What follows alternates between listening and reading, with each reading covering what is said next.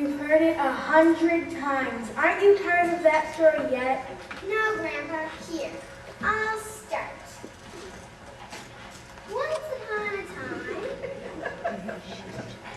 In the tiny village of whatchamacallit, there lived a lonely old woodcarver named Geppetto.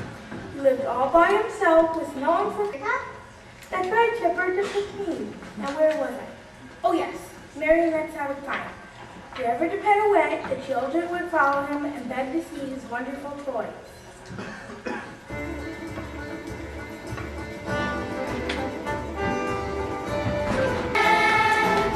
so just listen to a story and you'll soon be on your way to get a chance to go beyond the rainbow's end.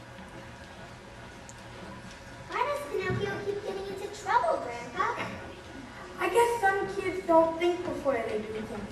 You've heard the old saying, look before you leap? Yes, Grandpa. Well, poor Pinocchio never heard it, and he keeps leaping out of the frying pan and into the fire. Uh-oh, what happens next? The next morning dawned, and Geppetto was full of joy. He had a wonderful surprise for Pinocchio. That night, the cat and the fox tricked Pinocchio into paying for food and lodging. But Pinocchio had such a bad case of gold piece fever, he didn't even seem to notice. What is gold-piece fever, Grandpa? It's when greed robs you of your senses, and all you can think about is how rich you'll become. That sounds like those stockbreakers they were talking about on the news last night. No, that's stockbrokers. Oh, yeah. It sounds like poor Pinocchio's in trouble again, isn't he, Grandpa? Oh yeah, big trouble. She got the story kind of talks. Why does the Purple Fairy keep giving Pinocchio more chances, Grandpa? Oh, I think it's because she feels a bit sorry for him, but also because she knows that deep inside, Pinocchio has a good heart. Now, where did we leave off? Oh, I see. Pinocchio ran to school as fast as his little legs could carry him. Poor Calliope Cricket tried to keep up, but alas, a cricket cannot run as fast as a marionette, no matter how hard it tries. Along the road, Pinocchio chanced to meet several other children who were also going to school, or so he thought. I don't believe it, Grandpa. What does Pinocchio understand? It just takes some people a long time to learn a lesson. They don't want to work for things. They want everything handed to them with no strings attached. Get it? Huh? No strings attached? Yeah, I get it, Grandpa. I just can't believe you actually went for that line. You're pretty smart for a 6-year-old. Sure I am. I'm the granddaughter, aren't I? Good answer. Okay, next chapter. When Pinocchio and Stringbean entered the land of toys, they were gratified to find that all the tales were true. Everywhere, lazy children were stuffing their faces with chocolate puddings. Everywhere, shrieking, laughing crowds of girls and boys were playing games. 5 months passed, and the boys and girls continued enjoying themselves from morning till night without ever seeing a book, a desk, or a school. But there came a morning when Pinocchio woke and found a surprise waiting for him. Oh, poor Stringbean. Why did he run away with Pinocchio, Grandpa? I guess some folks just made poor choices, Chipper. At least Pinocchio finally came to his senses.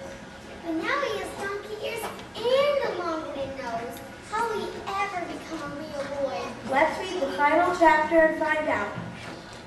No sooner went in through the gates than Pinocchio leapt out of the wagon and looked neither left nor right, but ran as fast as his legs could carry him. The assistant gave chase and finally cornered Pinocchio on a high cliff overlooking the salty sea. With no other way out, Pinocchio took a deep breath and leapt headfirst into the rushing tide. Instead of jumping out of the frying pan and into the fire, he jumped out of the wagon and into the water. Right, Grandpa? Right is right, Chipper. Pinocchio floundered about in the icy water for a long time. Finally, a little wooden boat appeared, and in the boat, plain as day, was Pinocchio's old friend. I know, Calliope Cricket.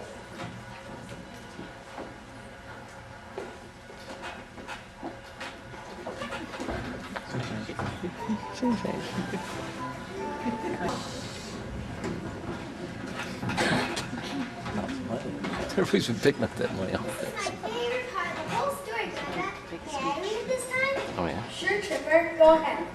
Sure.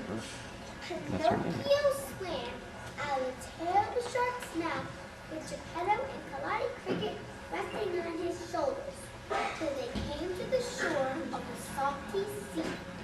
There, they met a blind cat and a lame fox that were caught in a hunter's trap. Pinocchio recognized his old Companions. Pinocchio recognized his old companions and having mercy on them, released them from the trap. Pinocchio's a lot nicer than he was before, huh, Grandpa? Yep, he learned a lot on his adventures, Chipper. After walking for 5 days, they finally reached Geppetto's workshop. Waiting by the door was the ever-faithful Malappo. The weary travelers vowed never to leave their village again. The next day, true to his word, Pinocchio went to school, and what happened to him there will amaze you. I love this part.